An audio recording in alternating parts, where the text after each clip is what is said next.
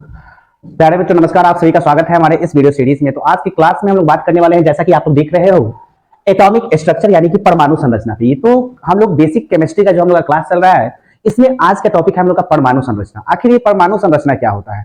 तो मैं आपको बता दूं कि परमाणु संरचना हमें क्लास 9th में भी पढ़ना है और क्लास 11th में भी पढ़ना है। क्लास 11th के जो भी बच्चे इस वीडियो को देख रहे हैं उनके लिए मैं बता दूं कि चैप्टर नंबर 2 में परमाणु संरचना है, लेकिन हम लोग आज के क्लास में बेसिक केमिस्ट्री के अंतर्गत परमाणु संरचना का कुछ हम लोग पॉइंट देखेंगे। जैसे में सबसे पहले अगर हम बात करें परमाणु संरचना की, तो आपको मालूम होना चाहिए कि परमाणु क्या होता है। तो परमाणु का सिंपल सा हम डेफिनेशन बोल सकते हैं कि तत्व के सूक्ष्मतम कण को परमाणु कहते हैं। परमाणु को हम इंग्लिश में एटम बोलते हैं। क्या बोलते हैं?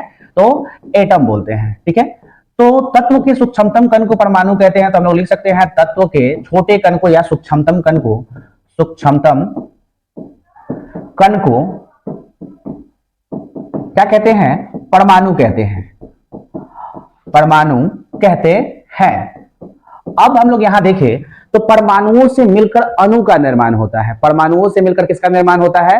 तो अणु का निर्माण होता है। लेकिन हम यहां बात कर रहे हैं परमाणु के बारे में, तो आपको मालूम होना चाहिए कि परमाणु के 3 मौलिक कण होते हैं। परमाणु के कितने मौलिक कण होते हैं? 3 मौलिक कण होते हैं, और वो होता है इलेक्ट्रॉन, इलेक्ट्रॉन, दूसरा होता है प्रोटॉन, और उसके बाद नंबर 3 पे होता है न्यूट्रॉन। एक और चीज आप लोग यहां जान लो कि इलेक्ट्रॉन पे जो होता है वो निगेटिव चार्ज होता है। निगेटिव चार्ज बोल सकते हैं इस इलेक्ट्रॉन पे होता है। ठीक है, यानी कि इलेक्ट्रॉन पे ऋण आवेश होता है। इसके बाद अगर प्रोटॉन की बात करें तो इस पे जो आवेश होता है, इस पे जो चार्ज होता है वो पॉजिटिव चार्ज होता है। क्या? पॉजिटिव चार्ज, यानी कि धन आवेश होता है। और न्यूट्रॉन पे कोई चार्ज नहीं होता है, नो चार्ज हम यहां लिख सकते हैं, नो चार्ज।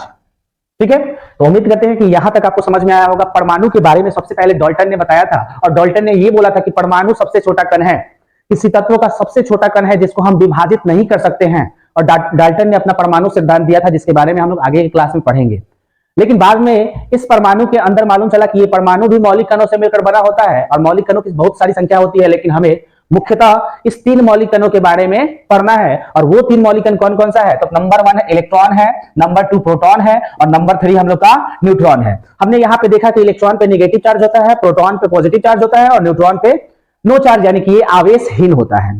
अब इसके बाद परमाणु संरचना का मतलब क्या होता है कि परमाणु संरचना क्या है? तो परमाणुओं में उनकी मौलिक कणों की क्या अरेंजमेंट है, क्या व्यवस्था है, इस चीज को बताने के लिए बहुत सारे वैज्ञानिकों ने अपना अपना मॉडल प्रस्तुत किया, अपने अपने तरीके से परमाणु संरचना को व्यक्त किया। कुछ ने तो कहा कि परमाणु तरबूज की तरह है, जिसमें खाने वाला जो लाल भाग है वो प्रोटॉन है, और उसके बाद अगर हम बात करें तो जो बीज है वो इलेक्ट्रॉन है। बीज को उन्होंने क्या कह दिया?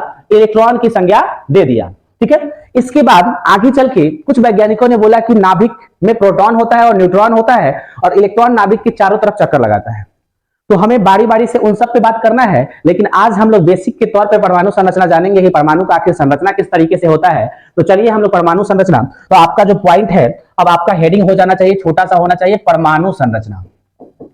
परमाणु संरचना, जिसको हम लोग इंग्लिश में एटॉमिक स्ट्रक्चर कहते हैं। अब देखिए परमाणु का ये जो संरचना है वो किस तरीके से है, इस चीज को आप लोग जान लो कि परमाणु में बताया गया कि परमाणु में एक नाभिक होता है।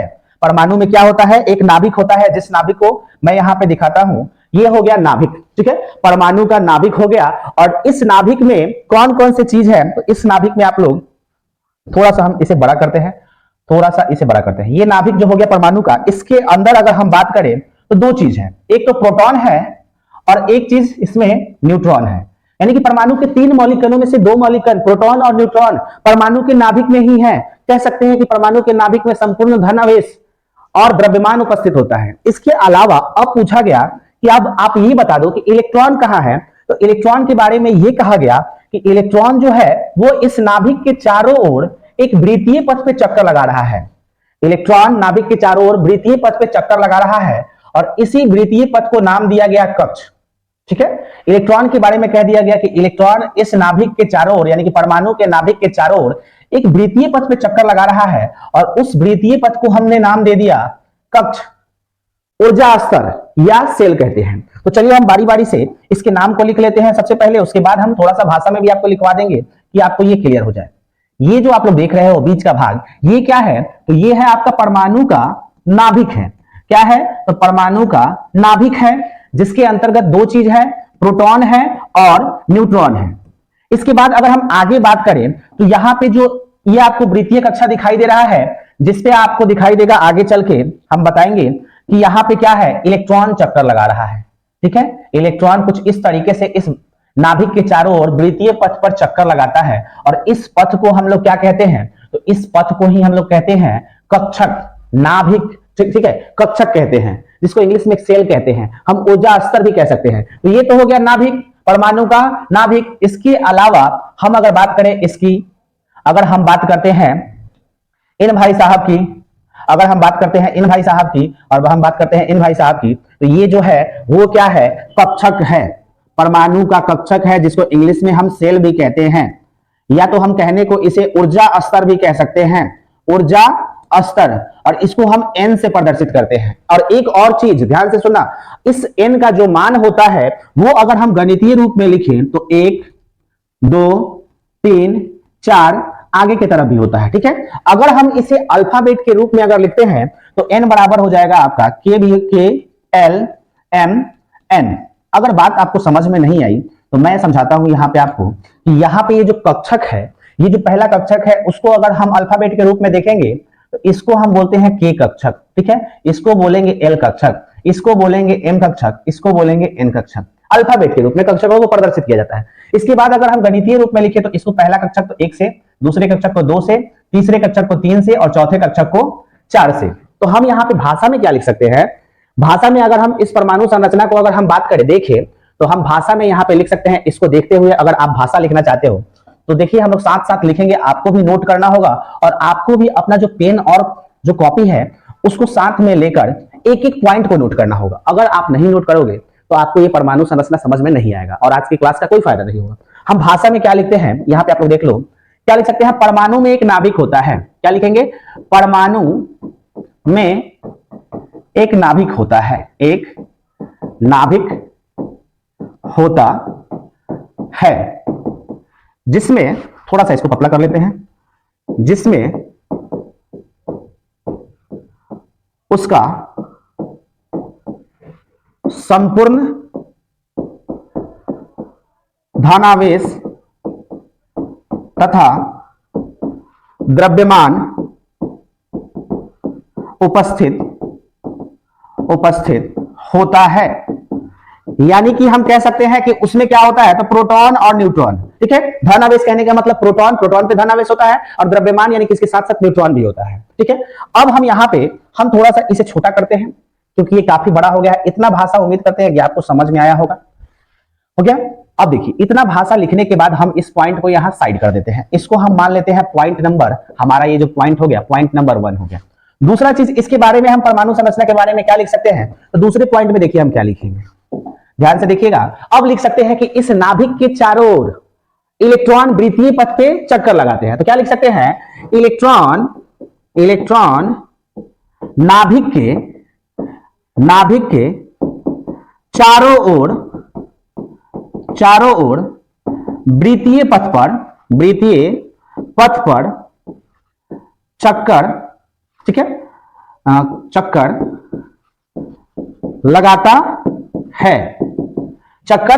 लगाता है। ठीक है, इलेक्ट्रॉन क्या है, नाभिक के चारों ओर वृत्तीय पथ पर चक्कर लगाता है। और उसके बाद क्या लिख सकते हैं, तो चलिए इस पॉइंट को भी हम लोग क्या करते हैं, छोटा कर लेते हैं। ठीक है, इस पॉइंट को भी हम छोटा कर लिए। इसके बाद हम लिखेंगे कि इलेक्ट्रॉन जिस वृत्तीय पथ पर चक्कर लगाता है उसे कक्षक कहते हैं। ठीक है, इलेक्ट्रॉन जिस वृत्तीय पथ पर चक्कर लगा रहा है उसे कक्ष कहते हैं। तो चलिए हम यहां पे लिख देते हैं कक्ष और उसके बाद यहां लिखते हैं कि इलेक्ट्रॉन जिस वृत्तीय पथ पर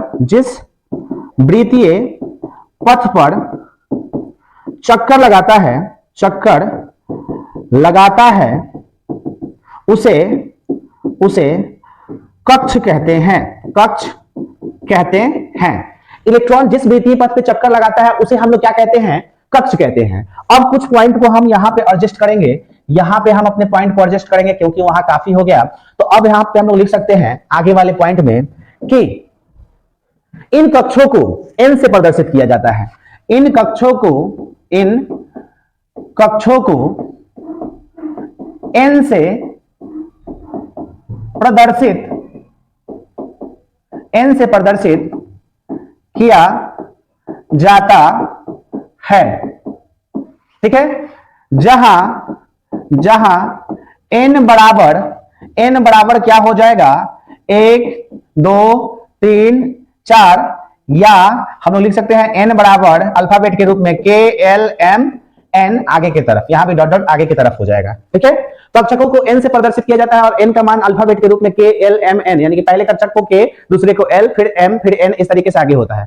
और अगर इसे हम गणितीय रूप में दर्शाएं तो वर्ग नंबर 1 2 3 4 और आगे की तरफ होगा। ठीक है, अब देखिए, अब हमारे सामने हमने यहाँ पे परमाणु का संरचना देख लिया, ये देख लिया कि यहाँ पे जो कक्षक है वो कक्षक K L M N है और इन्हीं कक्षकों में इलेक्ट्रॉन भरता है। तो अब हम लोग आगे की वीडियो में देखेंगे, क्या देखेंगे, तो इलेक्ट्रॉन कक्षक में, इलेक्ट्रॉनों का कक्षकों में भरना। ठीक है, तो हमारा हेडिंग क्या हो जाएगा अगले पॉइंट के लिए, तो इलेक्ट्रॉनों का कक्षों में भरना। तो अगली क्लास में हम लोग इस कक्षकों में इलेक्ट्रॉनों को अच्छे तरीके से भरेंगे और जिसको हम लोग कहते हैं इलेक्ट्रॉनिक विन्यास। तो इलेक्ट्रॉनिक विन्यास का डेफिनेशन होता है कक्षों या उपकक्षों में इलेक्ट्रॉन का भरना। तो आगे के क्लास में हम लोग जिस कक्षक को देखे हैं, यहाँ पे K है, L है, M है, N है, उसमें इलेक्ट्रॉन किस तरीके से भरता है, उसके लिए आप वेट करिए, क्योंकि ज्यादा लंबा वीडियो होगा तो आपके लिए भी दिक्कत होगा और मेरे लिए भी दिक्कत होगा। तो अगले क्लास में हम लोग इसका जो पार्ट 2 आएगा, आप लोग प्ले लिस्ट में जाके देख सकते हो, बेसिक केमिस्ट्री भाई प्रकाश सर के नाम से हमारा प्लेलिस्ट बना हुआ है, उसमें हमने इलेक्ट्रॉनिक विन्यास, उसके अलावा और भी बहुत सारा नामकरण हमने ऑर्गेनिक केमिस्ट्री का सिखा दिया है। तो उम्मीद करते हैं कि आपको ये जो सेशन आ रहा है वो पसंद आ रहा होगा, दोस्तों तक भी शेयर करिएगा और वीडियो के साथ जुड़ने के लिए बहुत बहुत धन्यवाद।